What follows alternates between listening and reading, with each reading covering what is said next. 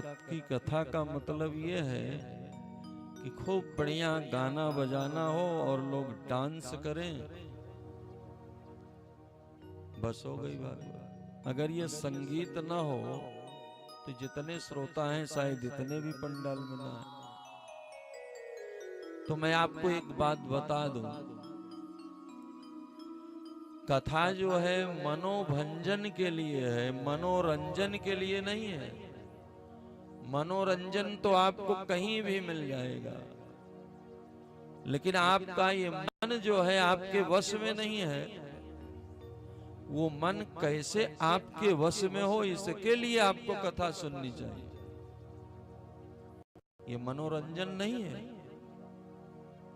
लेकिन अब प्रायः यही हमारी युवा पीढ़ी विशेष रूप से कहीं भी इंटरटेनमेंट के लिए खोज लेती है रास्ता।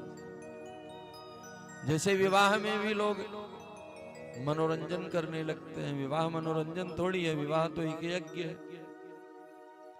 विवाह याज्ञिक कार्यक्रम है, ये कोई सामाजिक कार्यक्रम नहीं है।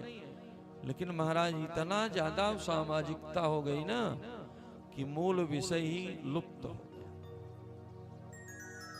इसलिए मैं आपको प्रथम दिन निवेदन कर रहा हूं, भाग्योदयेन बहुजन्म समर्जितेन सत्संगमं च लभते पुरुषो यदा वै अज्ञान हेतु कृत मोह मदांधकारं नासं विदाय तदोदयते विवेकः। जब हमारा जन्म जन्मांतर का भाग्योदय होता है, भाग्योदयेन बहुजन्म समर्जितेन, तब हमको सत्संग मिलता है। सत माने परमात्मा, तत् माने परमात्मा, यत माने परमात्मा। क्योंकि जब संतों का संग हमको मिलेगा तो संत क्या बताएंगे, परमात्मा की ही चर्चा करेंगे, वो संसार की थोड़ी चर्चा करेंगे। और ये तब होगा जब हमारे जन्म जन्मांतर के बहुत सारे जन्मों के पुण्य पुंज फलीभूत हो। गीता में भगवान ने कहा, बहुनाम जन्मनाम अन्ते ज्ञानवान माम प्रपद्यते वासुदेवः सर्वम इति समहात्मा सुदुर्लभः। बहुत लोग भक्ति करते हैं, पूजा पाठ करते हैं, यज्ञ अनुष्ठान करते हैं, लेकिन ऐसा महात्मा वासुदेवः सर्वम, जहां उसकी दृष्टि पड़े उसको परमात्मा ही दिखे, ऐसा महात्मा सुदुर्लभम। दुर्लभ नहीं, सुदुर्लभम। और जब ऐसा महात्मा दुर्लभ होगा तो ऐसी कथा, ऐसा सत्संग भी कि समझ लो कितना दुर्लभ होगा। कोई लाख भक्ति करे, हम भगवान को नित्य याद करें, वो महत्वपूर्ण नहीं है। हम भगवान को इतना याद करें कि किसी दिन भगवान भी हमको याद कर ले।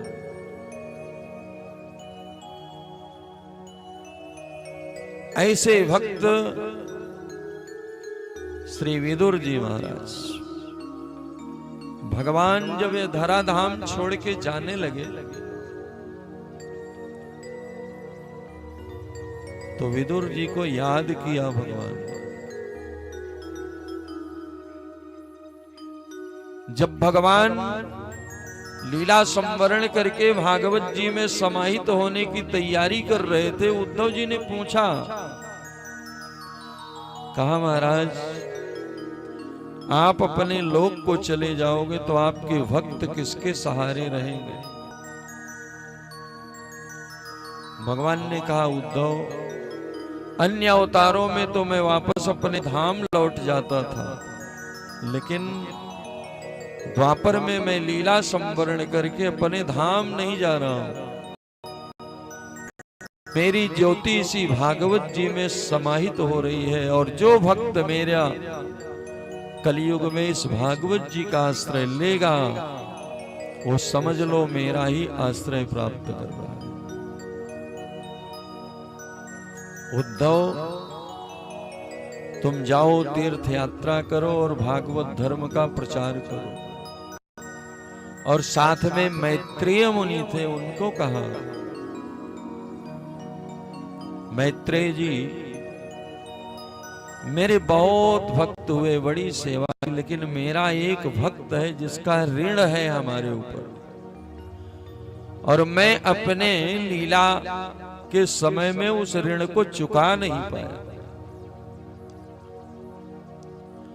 मेरा एक भक्त है विदुर,